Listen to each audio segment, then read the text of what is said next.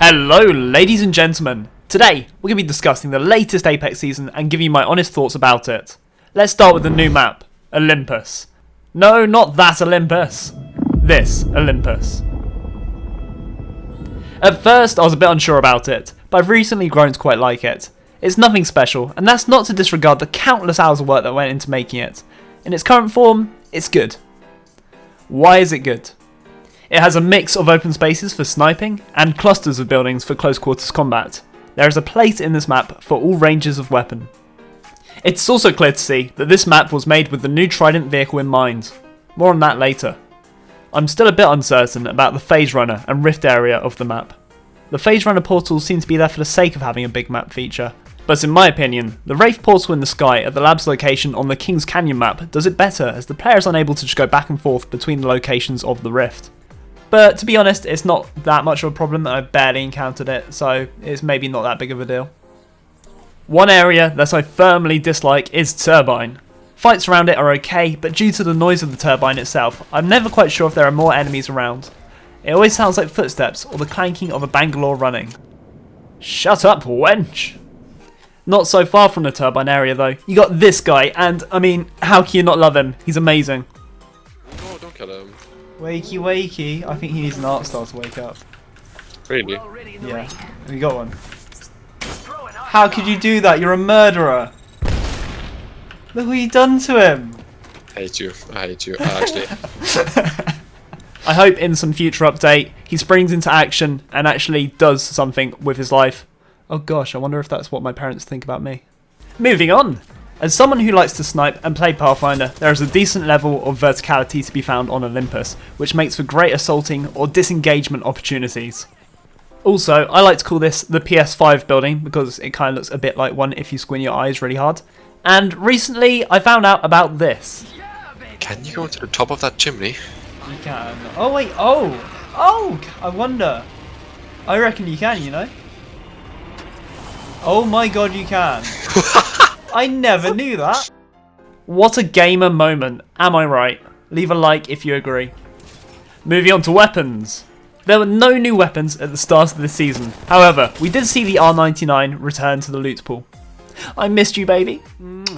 It still absolutely shreds, and the Prowler has been added to the care package as a red weapon. We also saw the introduction of a new hop-up, the quick draw holster for the RE45 and Wingman.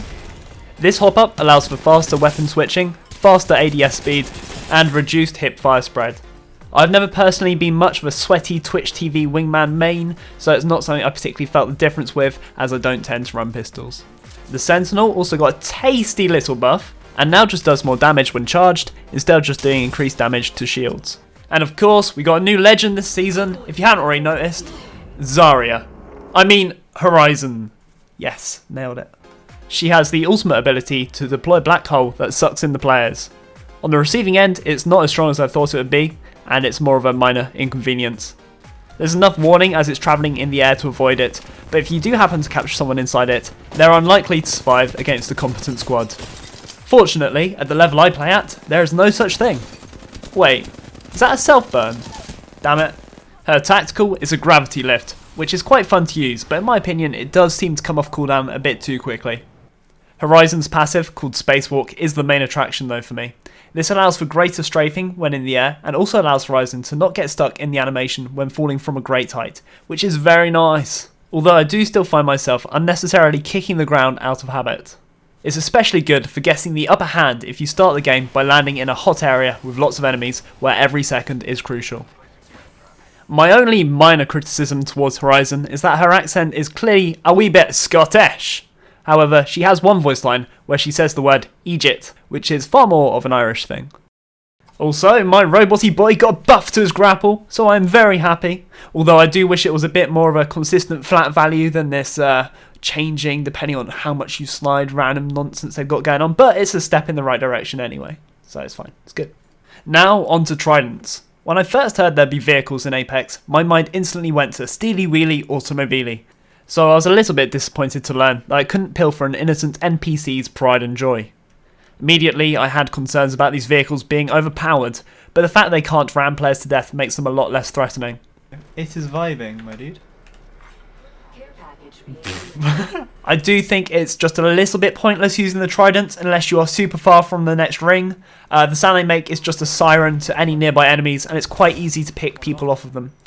In the trailer for this season, we see a rampart turret on the back of a trident, but it turned out that this wouldn't be the best place to put a Sheila.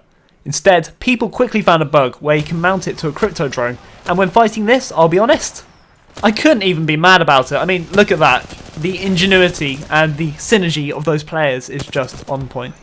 It's hilarious to look at. I must mention that I'm glad the Tridents have horns. If they didn't, I'd be very sad.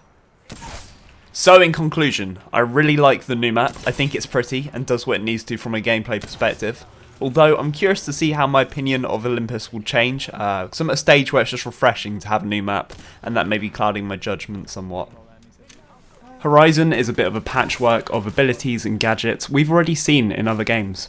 So I think it'd be fair to say that maybe she's just a bit unoriginal, but is otherwise fine.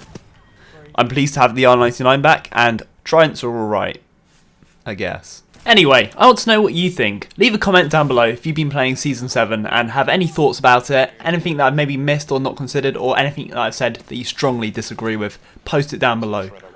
If you've enjoyed this video, leave a like, and if you want to stay up to date with all the videos that I post once a month, or probably less than that if I'm honest, then feel free to subscribe. Thanks for watching, and I'll see you next time. Peace! Gosh, saying that does not suit me. Goodbye, nerds.